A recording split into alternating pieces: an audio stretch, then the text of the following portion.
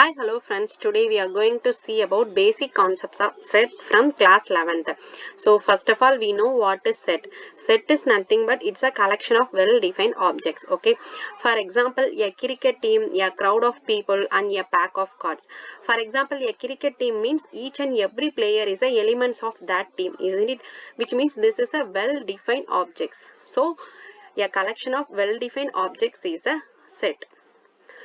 And next one is the set can be formed by two methods. So first one is roster form or tabular form.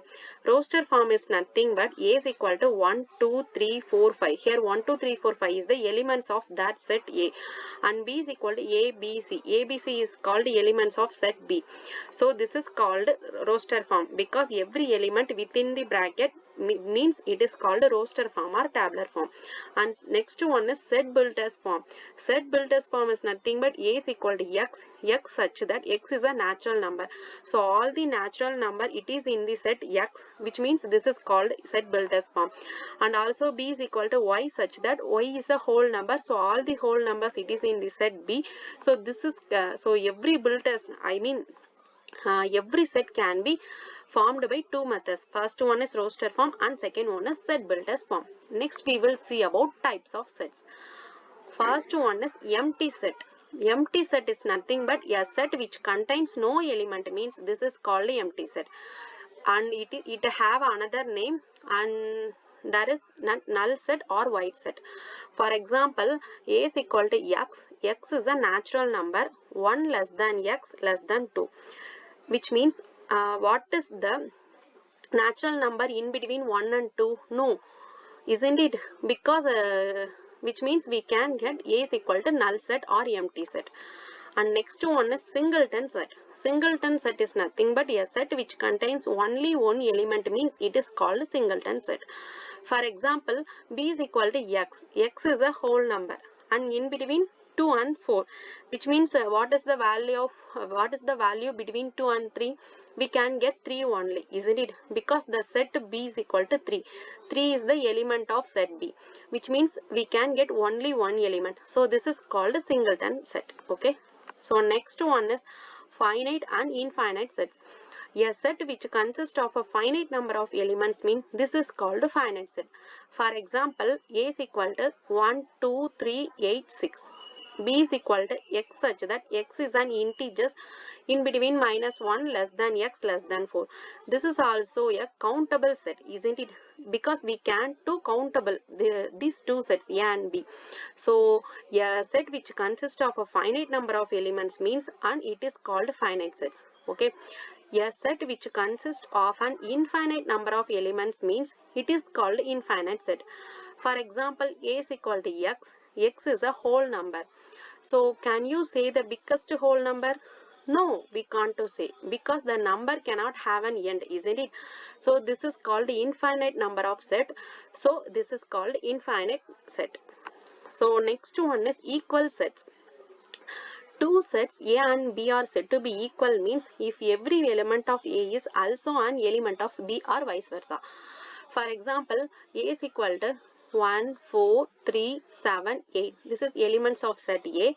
B is equal to 4, 1, 7, 8, 3. This is also elements of set B. So two sets have a same element, isn't it? So this is called equal sets. So the sets A and B are equal. And next one is equivalent set. Equivalent set is nothing but two finite set A and B said to be equivalent means if the elements of elements are also equal. If the number of elements are also equal. For example, n of A is equal to n of B.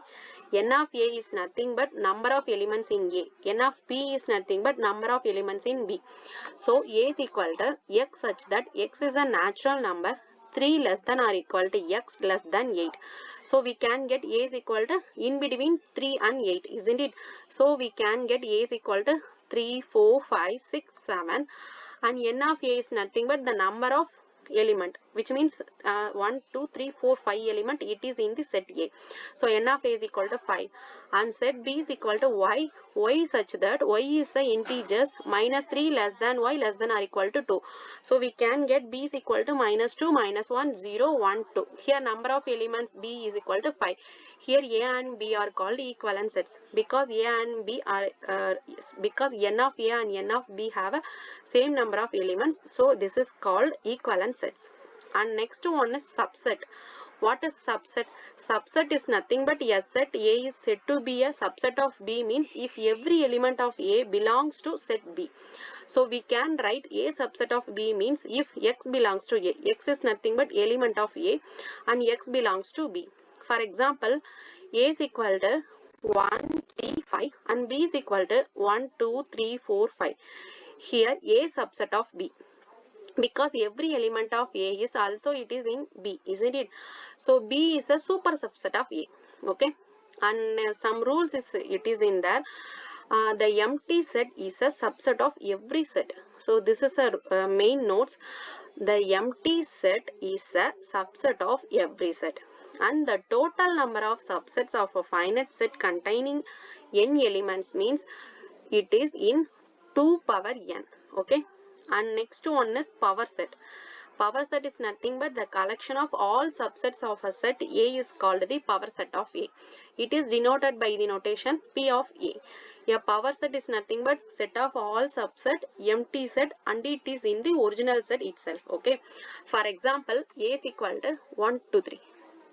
1, 2. 1, 2 is the element of A, which means P of A is nothing but set of all subsets, empty sets and its original set. 1, 2 means what is the subset? Subset means 1 and the elements the set 2 and empty set and then original set, which means 1, 2. So this is called a power set. Next one is universal set. Universal set nothing but a set which consists of all elements including its own sets. It is represented by U. For example, A is equal to 1, 2, 3, B is equal to ABC. 1, 2, 3 is the element of set A, ABC is the element of set B, which means universal is nothing but including its own set which contains all the elements of set A and B. So we can write U is equal to 1, 2, 3, ABC, and all the elements in the universe set are not repeated, thus they are unique. That's all, friends. If you like this video, please share your friends and relatives, and thank you for watching this video. Bye bye.